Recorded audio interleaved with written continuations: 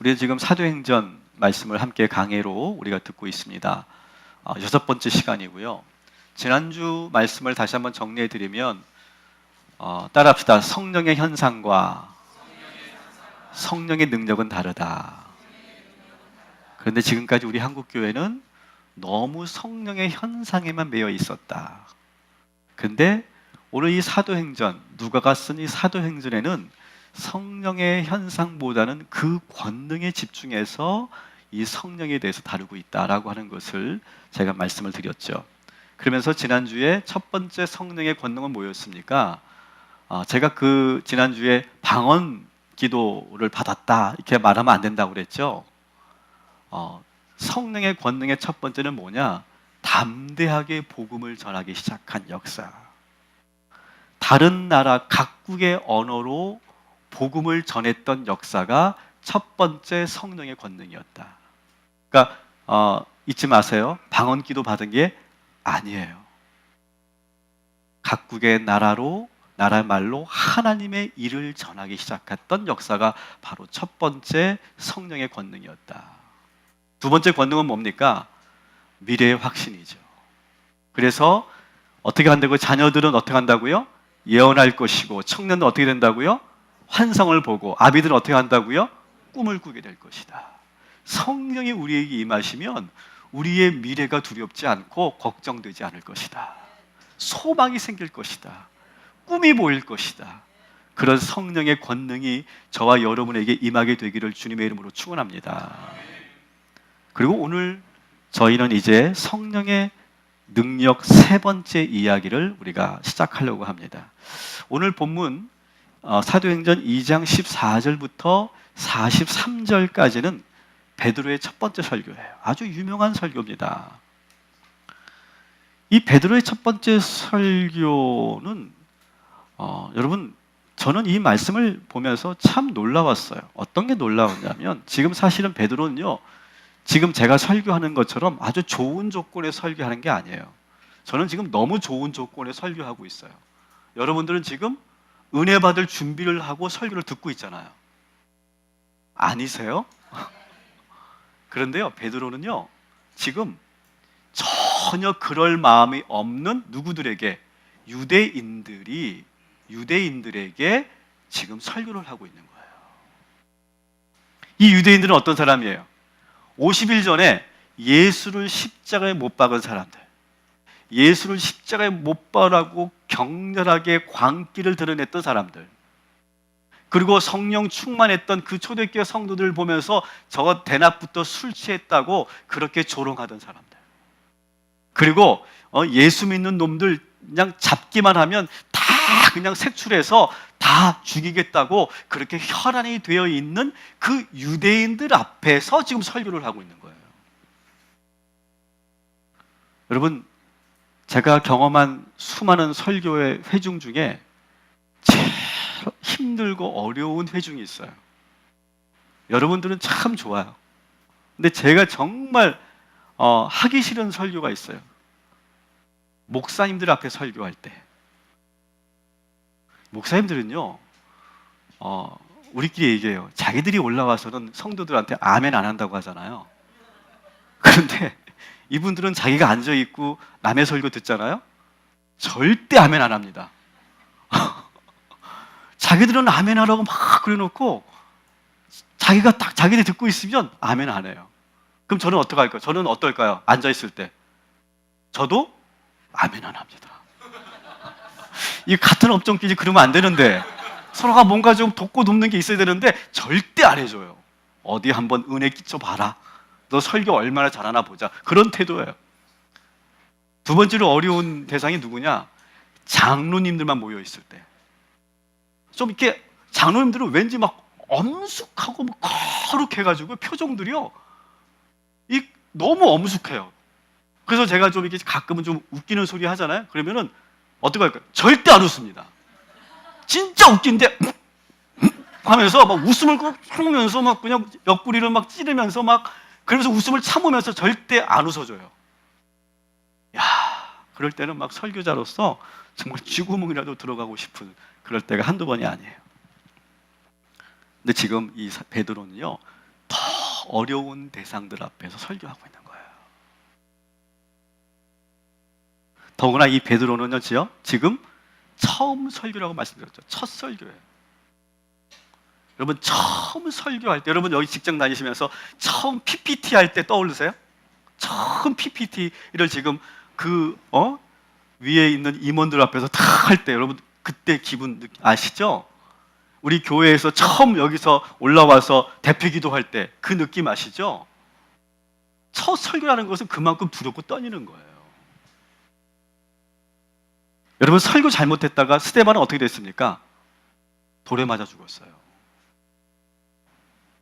그리고 그 유명한 사도 바울도 설교를 죽순 때가 있었죠. 우리 나중에 보겠지만 아테네에서 설교할 때 그때는 완전히 죽을 씁니다.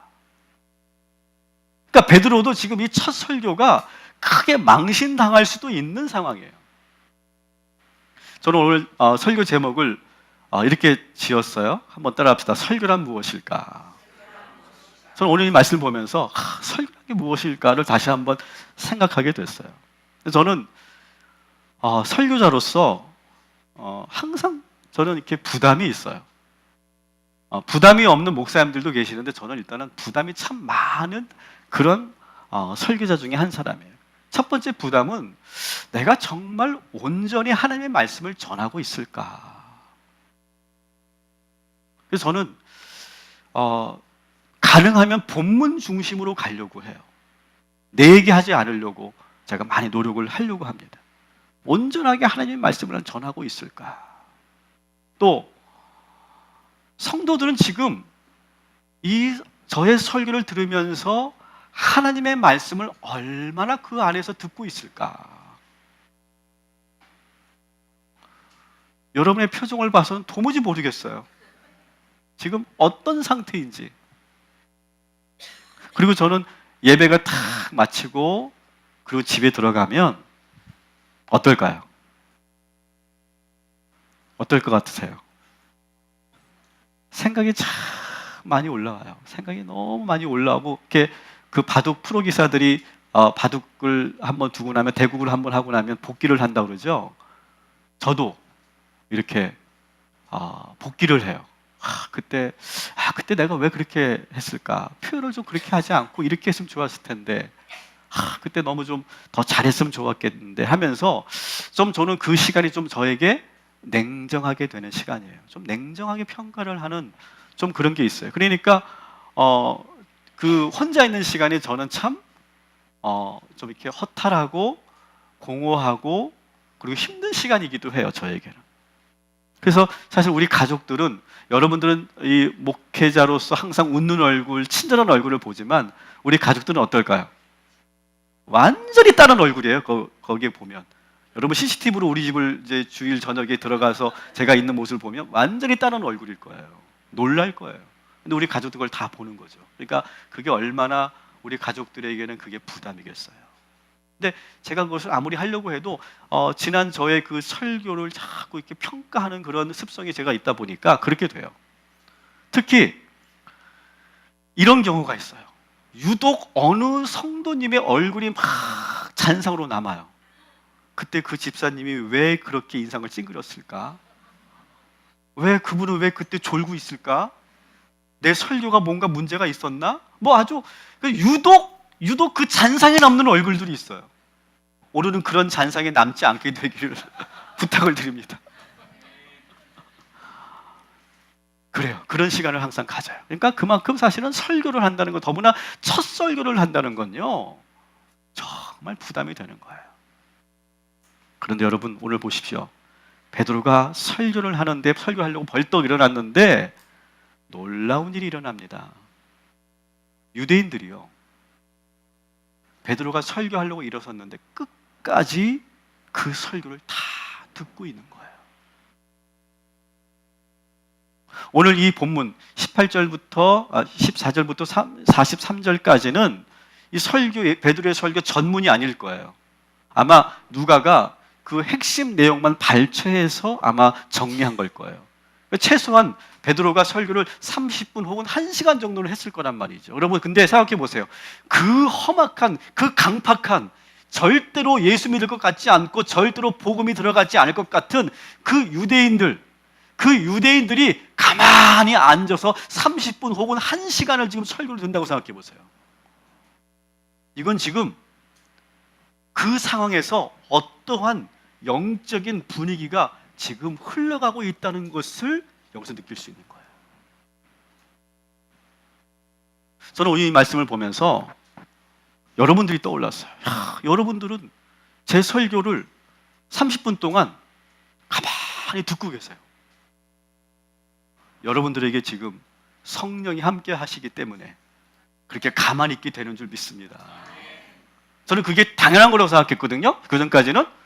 그런데 여러분, 그 분쟁 있는 교회 아시죠? 가보진 않았어요. 근데 들어보면 막 목사가 설교를 왔는데 어떻게 합니까? 내려와! 그러면서 막 강단까지 올라와서 막 끌어내립니다. 조용히 해, 시끄러! 막 그러면서 이쪽에서 내가 강 같은 병아 부르고 있고 막 그런 교회 있잖아요. 그런데 지금 여러분들은 제가 설교하는데 30분, 40분 동안 아무 소리 하지 않고 가만히 듣고 있다는 이 사실, 이것은 분명히 저와 여러분에게 성령이 함께하고 있다는 그런 증거임을 믿습니다. 여러분, 이 베드로의 설교를 보니까 듣기 좋은 내용이 아니었거든요. 설교 내용을 우리가 쭉 보면 23절 같은 경우는 너희들이 예수를 십자가에 못 박지 않았느냐라고 찔릅니다. 너희들이 예수를 십자가에 못 박았다라고 찔러요. 그리고 막 그러면서 베드로가 50일 만에 죽은 우리 예수 그리스도가 살아나셨다고 증거하고 있어요. 여러분, 50일 전에 예수가 죽었는데 다시 살아나서 승천했대요. 증거를 보려니까 보일 수는 없는데 살아나셨대요. 그리고 올라가셨대요. 그걸 누가 믿겠어요, 여러분? 웃기지 말라고 지금 막 유대인들이 해야 되는 거예요. 예수가 그리스도라고, 예수가 우리가 기다리는 메시아라고, 야, 웃기지 마, 조용히 해, 입 닥쳐. 그렇게 지금 막 뭔가 지금 리액션이 와야 되는데, 이 유대인들이 그 30분, 1시간의 설교를 가만히 듣고 있더라는 거예요, 여러분. 그리고 나서 유대인들이 그 베드로의 설교를 듣고 나서의 그 이후에 반응이 더 놀랍죠. 사도행전 2장 37절을 한번 봅시다. 같이 한번 읽어볼게요. 시작.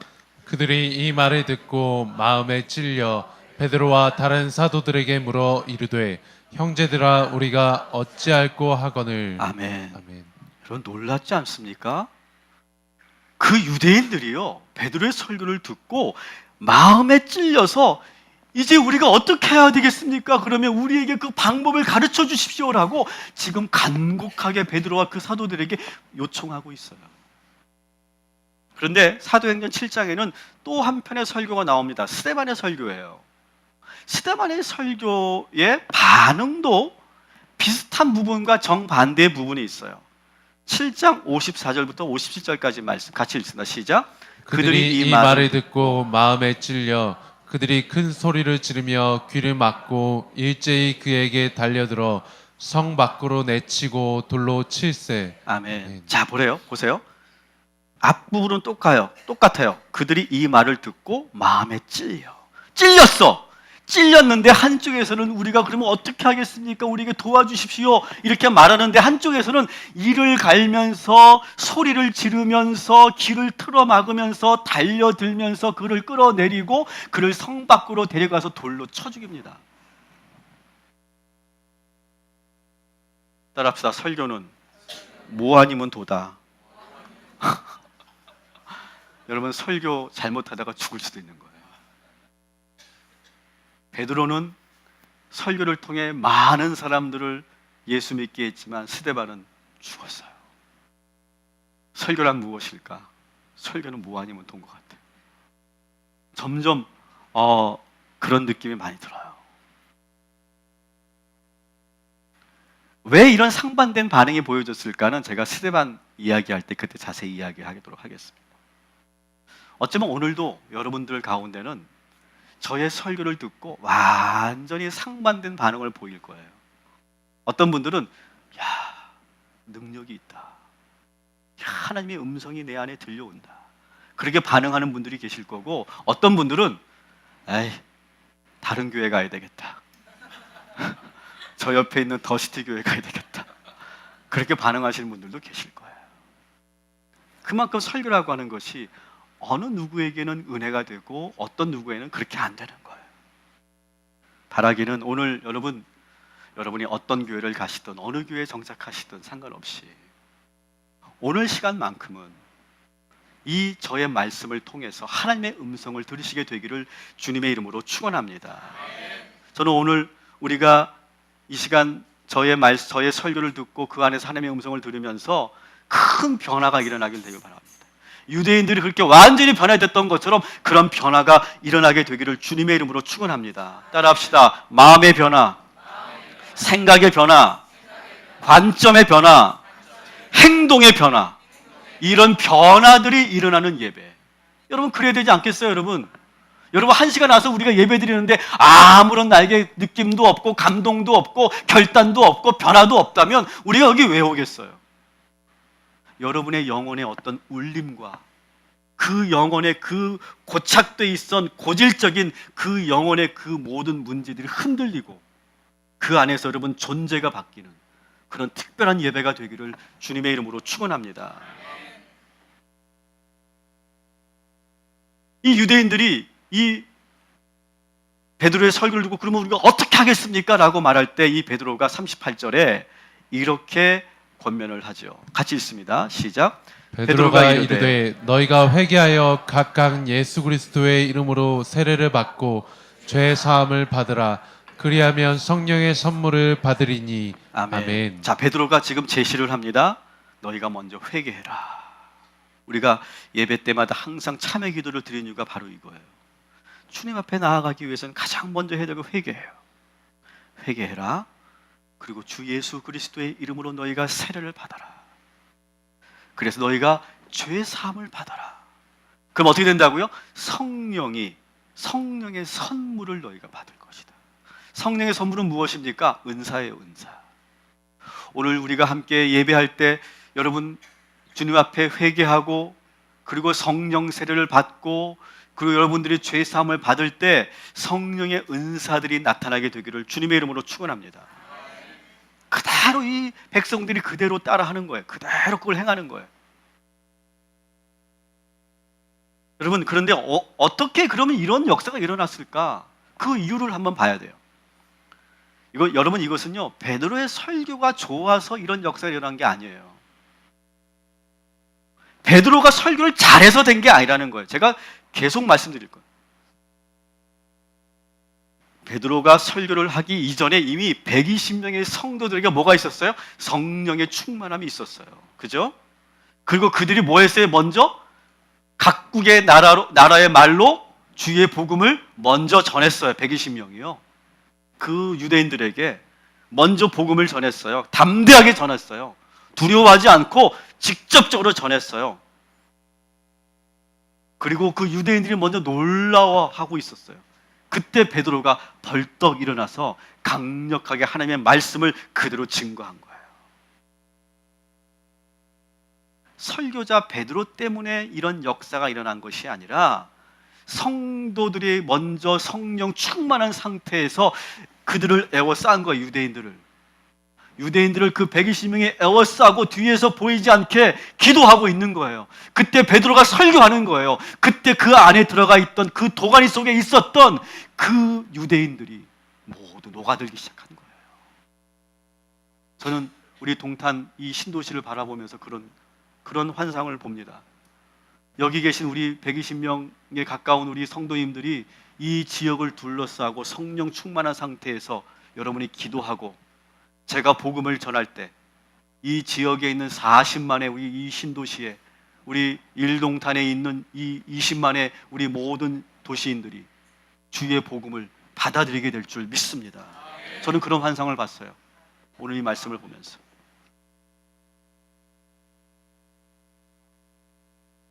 그러면서 어떻게 됩니까? 그러면서 놀라운 부흥이 일어났는데 이 부흥이 일어났던 것은 뭐냐? 성령 충만함을 받았던 성도들이 있었고 깨어있는 지도자들이 있었고, 그리고 하나님께서 그 상황에 유독 특별히 들어쓰신 베드로가 거기에 있었기 때문에 이런 모든 일들이 일어나는 거예요. 여러분, 우리가 지금 잘못 착각하고 있는 게 있어요.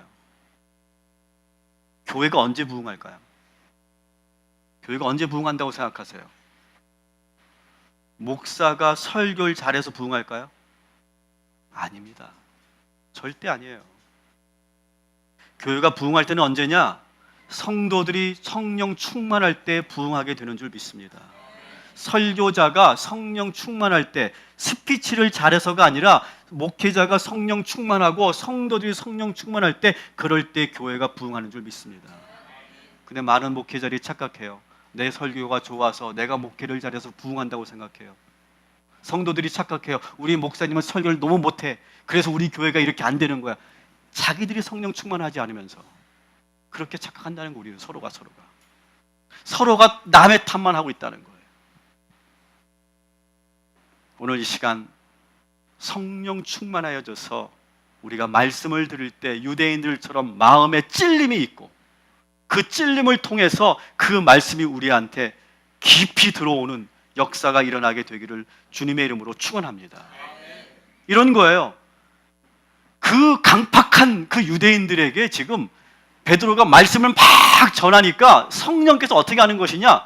강하고 날쌘 검처럼 성령이 충만한 상태에서 강하고 날쌘 것 같은 그 말씀이 그 단단한 그 유대인들의 마음속에 푹 들어가는 거예요. 쑥 들어가서, 그래서 저들의 관절과 골수를 찔러 쪼개고 더 깊이 있는 영과 혼을 찔러 쪼개서 그 안에 말씀을 주입하는 거예요. 부딪혀서 그 단단한 그 바위덩이 같은 그 심령의 마음을 깨부수는 거예요, 그 말씀으로. 여러분, 여러분의 그 심령의 그 단단한 그 강팍함, 오늘 이 시간 완전히 무너지고 그 안에 주의 말씀이 주입되고 그리고 파고 들어가는 역사가 있게 되기를 주님의 이름으로 축원합니다. 성령의 능력 네 번째 말씀드리겠습니다. 저는 오늘 이 사도행전 이 베드로의 설교를 보고, 그리고 사도행전 전반부는요 베드로의 이야기, 후반부는 누구 이야기일까요? 사도 바울의 이야기거든요. 근데 이 전반부에는 이 베드로의 활약상이 나오는데요, 저는 이 활약상을 보면서 참 베드로라고 하는 사람에 대해서 다시 한번 묵상하게 됐어요. 여러분, 원래 베드로는 어떤 사람이었어요? 직업이 뭐예요? 어부였죠. 근데 이 베드로가 직업이 어부인데 어떤 어부? 따라합시다. 물고기 못 잡는 어부. 어부인데 물고기를 못 잡아. 얼마나 못 잡느냐면 성경에 2번 나오거든요. 한 번도 못 잡아. 어부인데. 근데 여러분, 베드로만 그럴까요, 여러분? 어느 분은요 음식점을 하시는데 거기 가서 먹으니까 음식이 맛이 없어. 몇 년 했냐고 물어봤더니 5년 했대, 음식점을. 근데 하루도 늘지가 않았어. 근데 본인은 몰라, 맛이 없는지. 왜 안 되는지 모르겠대. 터가 이상하대 지금. 이름을 바꿀까요, 목사님? 속으로 맛이 없습니다. 말하고 싶은데 말을 못 하겠어. 어제 우리 교회 성도님이 하시는 음식을 갔는데 너무 맛있더라고. 거기는 마루 가탕인데 너무 맛있더라고. 간접 광고가 될까봐 제가 그냥 탕이야, 탕. 근데 음식점만 하시는 분만 그런 게 아니라 선생님들도 그런 사람이 있어. 선생님인데 수업을 하는데 애들이 다 자. 그 선생님 수업은 안 들으려고 해, 아예. 개그맨인데 하나도 안 웃겨. 김영철. 이건 편집해 주세요. 개그맨인데 하나도 안 웃기는 거야. 의사 선생님인데 병을 못 고치네? 약 진단을 못 내리고 약을 조제를 못 해주네? 목사님인데 설교를 못 해요. 설교하면 성도들이 막 입신해버려, 막. 여러분, 여러분들도 다 직업이 있으시죠? 여러분 다 명함이 있죠? 저는 이런 사람입니다. 저는 이 일을 10년 했습니다. 20년 했습니다. 그런 직업 갖고 계시죠? 근데 여러분은 어떠세요? 나 이 일 10년, 20년 했는데 여러분 어떠시냐고요? 혹시 여러분 이 베드로 어부 베드로처럼 어부라고 하는 직함은 가지고 있는데 여러분의 삶에 그 직업으로 그 직함으로 아무런 성과를 내지 못하고 있는 인생 아닙니까? 저는 그게 저에게 참 도전이 됐어요. 제가 목사인데 설교를 못해? 말이 안 되는 거죠, 여러분. 저는 정말 피나는 그런 훈련과 그런 연습과 그런 노력들이 저는 있어요. 지금까지도 하고 있어요. 아직도 멀었다고 생각해요. 오늘 이 베드로는 원래 그런 사람이었어요. 어부인데, 여기 영업하시는 분들이 영업을 하는데 팔지를 못해 물건을. 얼마나 안타깝습니까? 베드로가 바로 그런 사람이었어요. 그런데 지금 그가 예수를 만난 거예요. 따라합시다. 예수를 만나면 우리의 직업이 달라집니다. 예수를 만나면 우리의 결과가 달라집니다. 믿으십니까? 예수를 만나고 나서 베드로는 그물을 버려두고 사람을 낚는 어부가 됩니다. 사람을 낚는 어부가 되어서 예수님을 따라다니면서 엉갈길을 따라다니면서 유대를 쫙 돕니다. 그러면서 예수님을 통해서 많은 것을 보고 배워요. 아, 그렇게 하는 거구나. 이때는 이렇게 하는 거구나. 아, 그렇구나. 그런 것들 계속 배웁니다. 계속 배우면서 어느 순간에 조금씩 이 베드로에게 변화가 일어나기 시작하는 거예요. 사실 베드로는요, 처음 예수님의 12제자로 들어왔을 때는요, 별 볼 일 없는 제자였어요. 그저 그런 제자였어요. 생각해 보세요. 어부인데 물고기로 잡지 못하는 어부 출신이 예수님의 제자가 된 건데 뭘 제대로 했겠어요? 뭘 제대로 지금 했겠어? 술이나 먹었겠지. 소주랑 그냥 먹었겠지. 원샷이나 잘했겠지. 뭘 제대로 했겠어요? 근데 그 안에는요, 12제자들 가운데는요, 베드로보다 월등히 뛰어나고 머리도 좋은 제자들이 많이 있었어요. 특히 누굴까요? 가룟 유다 같은 제자예요. 가룟 유다는요, 경영을 참 잘하는, 회계 업무를 참 잘하는, 그래서 예수님이 그 공생의 활동에 필요한 모든 그런 재정을 다 맡길 정도로 아주 똑똑하고, 그리고 어떤 제자는 열심당원 출신이에요. 아주 정의로운 사람들. 그래서 민족의 해방을 위해서 정말 목숨을 걸고 싸우는 명분과 가치와 사명감으로 사는 사람들, 그런 사람들에 비하면 베드로는요, 아무 생각도 없고 아무 능력도 없는 그런 사람이었어요. 그런데 시간이 가면서 그렇게 눈에 두각되고 눈에 두드러졌던 사람들은 점점 뒤로 빠지고, 그렇게 아무런 능력이 없어 보였던 그 베드로가 점점 그 위로 올라가기 시작해요. 여러분, 회사에도 그런 경우 많을 거예요. 처음 입사했는데 어떤 그 신입사원은요, 막 이 부서 저 부서 막 데려가려고 해. 야, 우리로 와. 막 서로 막 데려가려고 해. 막 PPT도 잘하고 엑셀도 잘하고 뭐도 잘하고 다 잘해. 영어도 잘하고 막 모든 게 못하는 게 없어. 그래서 막 서로가 데려가려고 하는데 어떤 신입사원은 얘는 왜 왔어? 얘는 어떻게 온 거야? 그런 사원이 있어요. 근데 시간이 가면요, 얘네들은 점점 도태되고요, 오히려 그렇게 조용하게 있었던 그런 사람들이 조금씩 그 회사에서 두각을 나타내기 시작합니다. 웃는 분들이 바로 그런 분들이에요. 지금 여기 웃는 분들이, 아, 내 얘기야 그런 분들이에요.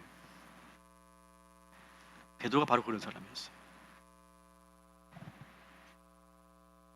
그런데 이 베드로가 뭐 하나 특출나게 잘하는 것이 없는 이 갈릴리 출신의 어부였는데 시간이 가면서 변하기 시작한 거예요.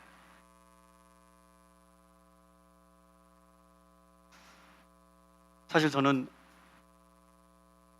꿈의 교회에서 16년 동안 훈련을 받았다는 걸 여러분 아실 겁니다. 처음 오신 분들을 위해서 또 말씀드립니다.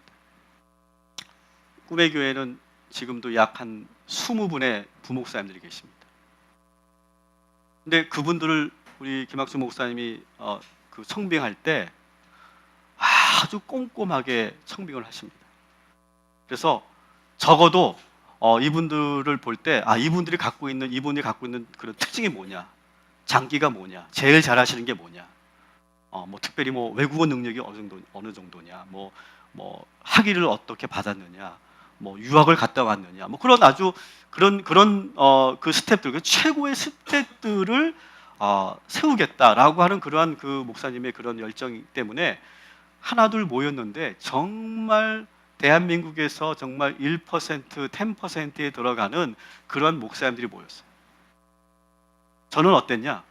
저는 그때 시골 교회에서 목회하다가 신문 보고 공고 보고서 이력서 한번 뒤밀어 봤더니 운 좋아서 들어간 사람. 저만 공채야. 다른 분들은 다 추천서와 다른 분들은 다른 그런 모든 것이 검증된 분이었어요. 그분들하고 같이 딱 있는데요. 그 열등감은요, 이루 말할 수가 없어요. 그리고 제가 교회 초창기에 처음 꿈의 교회에서 제일 적응 못하는 그런 목사였어요. 그래서 그냥 한 해를 하고 나서 그만둬야 되겠다 그런 생각을 하고 계속 제 안주머니에 그 사표를 이렇게 쏘고 다녔어요. 우리 아내도 몰라. 사표를 쓰고서 매일 기도하는 거예요. 어디서 기도했을까? 성전에서 기도하는 거예요. 너무 답답한 거예요. 너무 두려운 거예요. 막 안 그러려고 하는데 자꾸 그 열등감이 막 어떻게 할 수가 없는 거예요. 그리고 인정을 내가 아무리 해도 인정 못 받는 것 같은 느낌이 드는 거예요. 그러니까 너무 답답하니까 혼자 와서 기도하는 거예요. 막 부르짖고 기도하는 거예요. 어느 때 눈물 흘며 기도하면서 뭐 하나님 이거 언제 낼까요? 이거 언제 낼까요? 그 날짜만 가르쳐 주세요. 근데 계속 하나님은 뭐라고 하시냐면 더 있어라. 신령님 같이 소리가 들리더라고. 더 있어라. 더 견뎌라. 더 이겨내라. 못하겠습니다, 하나님. 못하겠어요. 더 있어라. 제가 몇 년 있었다고요? 16년 있었어요. 그런데요, 어느 순간부터요, 저에게 변화가 일어나기 시작했어요. 내적인 변화예요. 어떤 외적인 변화가 아니라 내적인 변화가 일어나기 시작했어요. 어느 순간부터 열등감도 사라지고요. 어느 순간부터 나에게도 잘하는 것이 있네. 나에게는 이러한 능력이 있네. 성령께서 나에게 이런 능력을 주셨네. 이런 달란트를 주셨네. 그런 것들을 발견하기 시작했어요. 그게 한 5년 차, 6년 차 되었을 때요. 그리고 제가 달라지기 시작했고요. 그 달라지는 것을 누가 봤을까요? 성도들도 봤어요. 목사님 뭔가 다른 것 같아요. 그리고 우리 목사님이 제 달라진 모습을 보고 저에게 중책을 맡기 시작합니다. 여러분, 혹시 오늘 이 자리에 오셔서 고민하시는 분들 가운데 지금 내가 가고 있는 일이 맞나? 내가 그만둬야 하나? 라고 그렇게 생각하고 고민하고 계신 분들이 계시다면 여러분, 오늘 이 성전에 나와서 기도해 보십시오. 저는 분명히 확신하게 말씀드릴 수 있어요. 여러분 집에서도 기도할 수 있고 사무실 의자에서 기도할 수 있지만 특별히 여러분 성전에 나와서 기도해 보십시오. 하나님께서 우리에게 어떤 모양 어떤 모습으로도 우리를 인도하여 주시고 응답하여 주실 줄 믿습니다. 저는 그런 체험이 있기 때문에 우리가 성전에 와서 기도하자는 거예요. 홀로 조용히 골방에 와서 기도해 보세요. 그러면요 아주 세미한 음성이 들리고요, 어느 때는요 아무 음성이 들리지 않아요. 아무 음성이 들리지 않는데 왠지 힘이 생겨요. 왠지 길이 열려요. 왠지 사람을 만나요. 그렇게 되는 역사들이 계속해서 일어날 거예요. 제 말을 믿어보세요. 그래서 성전 작정 기도에 여러분 많이 참여하세요. 그래서 이 그랬던 베드로가 예수님을 만나고 나서 다락방에서 성령의 부으심을 받고 회개의 역사가 나타나고 눈물 콧물 쏟으면서 자기가 예수님을 3번이나 부인했잖아요. 그 상황을 막 정말 가슴을 쥐어 뜯으면서 그렇게 회개하면서 기도하는 가운데 성령이 임했고, 그 성령이 어디에 임합니까? 혀에 임했어요. 불의 혀가 그에게 임했어요. 불의 혀가 그에게 임해서 그의 말의 능력이 나타나고 그의 혀에 주의 말씀이 들어오면서 그가 벌떡 일어나서 복음을 전하는데 그 복음이 먹히더라는 거예요. 여러분 성서신학자들이나 제가 봐도 여러분이 봐도 마찬가지예요. 베드로 설교 한번 쭉 읽어보세요. 별거 아닌데? 그런 느낌이 들 거예요. 이거 내용 별거 아니고 또 7장에 있는 사도 스데반 설교와 비교해보세요. 내가 보기에는 스데반 설교가 더 나은 것 같은데, 원고상으로는 텍스트상으로는 똑같은데 별 볼 일 없는 것 같은데 그게 바뀌더라는 거예요. 그러면서 유대인들이 조용히 듣고 거기서 회개의 역사가 나타났던 거예요. 몇 명이 회개합니까? 41절 한번 보겠습니다. 시작. 그 말을 받은 사람들은 세례를 받음에 이날의 신도의 수가 3천이나 더하더라. 아멘. 여러분 상상해 보세요. 3,000명. 여러분 그 강팍하고 절대로 복음이 들어가지 않을 것 같은 3,000명이 완전히 그 와르르 무너져서 뭐 공간 이런 것도 아니죠. 이런 공간 있는 거죠. 그냥 어떤 광장 같은 곳이었을 거예요. 거기에 지금 3,000명이 완전히 뒤집어진 거예요. 꼬꾸라진 거예요. 거기서 막 눈물 콧물 쏟으면서 회개하는 거예요. 성령이 임하는 거예요, 여러분. 그 광경을 한번 상상해 보세요. 여러분 그걸 보면서 베드로는 어떤 느낌이었을까요? 여러분이 베드로였다면 어땠을까요? 야, 이거 정말 내가 한 일일까? 어떻게 이런 일이 나에게 일어나지? 야, 이거는 하나님이 하신 거라고 말할 수밖에 없는 거구나 라고 하면서 막 그런 느낌이 들었을 거예요. 막 그러면서 이 베드로가 혼자 이 설교를 끝나고 저는 막 내 자신을 막 쥐어뜯고 있는데 이 베드로는 3,000명이 놀라운 역사가 일어났으니까 혼자 있으면서 어땠을까요? 그 가슴이 막 터질 것 같았을 거예요. 막 눈물이 막 쏟아졌을 거예요. 나 같은 놈이 뭔데? 물고기도 잡지 못하는 그런 어부 같은 놈이 어떻게 이런 역사를 내가 만들어낼 수 있느냐. 그러면서 막 가슴이 막 뜨거워지고 복받쳐 오르고 막 그 감격에 막 어쩔 수가 없었을 거예요. 자기가 막 예수님을 3번이나 부인했던 것도 기억날 거고. 그런데도 예수님은 한 번도 책망하지 않으시고 베드로야 네가 날 사랑하느냐? 내 양을 먹이라. 그러면서 다시 한번 나에게 그런 사명을 주시고 양을 맡기시는 예수님을 다시 떠올리면서 그러면서 막 눈물 콧물 막 쏟아졌을 거예요. 여러분 우리가 신앙생활을 하면서 우리가 살면서 이런 경험을 한번 해봐야 되지 않겠어요? 내 능력과 내 경험은 너무나 일천한데 성령이 함께하는 거예요. 그랬더니 여러분들이 한 번도 생각해보지 못한 그런 일들이 나를 통해 일어나는 거예요. 여러분 예수 믿는 묘미는 뭡니까? 바로 그 순간이에요. 나는 능력이 없었는데 성령이 나와 함께하니까 3,000명이 예수를 믿게 되는 그 복음의 능력이 베드로에게 일어났던 것처럼 나는 능력이 없고 경험이 없고 나는 스펙도 없고 나는 가진 것도 없는데 내가 나를 잘 아는데 나도 깜짝 놀랄 만나는 그 역사를 한 번쯤 만들어내야 되지 않겠어요? 누구의 힘으로? 성령의 부으심으로. 우리 한번 그런 인생 한번 살아보자고요. 저는 그런 경험을 몇 차례 했어요. 16년 동안. 그러면서 제가 성장했어요. 부쩍부쩍 자라는 걸 느꼈어요. 달라지는 걸 느꼈어요. 여러분들도 아마 그런 경험이 있을 거예요. 사회생활 하신 분들 중에서 그런 성공과 성취를 한 번, 두 번, 세 번, 네 번 하신 분들은 다를 거예요. 근데 계속 실패해 보신 분들 계실 거예요. 그분들은 점점 아무리 능력을 갖고 있어도 그 실패의 경험 때문에 점점 위축됐을 거예요.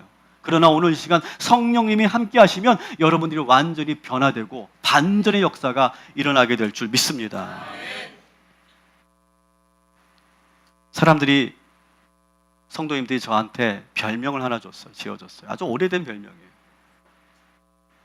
무슨 별명일까요? 작은 거인. 저에게 작은 거인이라는 별명을 지어줬어요. 처음 들을 때 너무 좋았어요. 근데 이게 다시 한번 생각해 보니까 이 별명이 작다는 얘기더라고요. 이게 좋은 의미가 아니구나. 작다는 얘기구나. 그렇게 들었어요. 근데 참 감사한 게 뭐냐면 저에게는 뭐가 있느냐? 그런 게 있는 것 같아요. 여러분들 인정 안 하셔도 좋아요. 비웃어도 좋아요. 저에게는 뭐가 있느냐? 반전의 매력이 있는 것 같아요. 처음에 저를 딱 만나면 속으로 아마 그러실 거예요. 아우 좀 작으시네. 첫 번째 그럴 거고요. 두 번째는 저는 좀 수줍음을 많이 탑니다. 사실은 좀 낯가림이 심해요. 그래서 사실 목회자로서는 너무나 아주 큰 핸디캡이에요.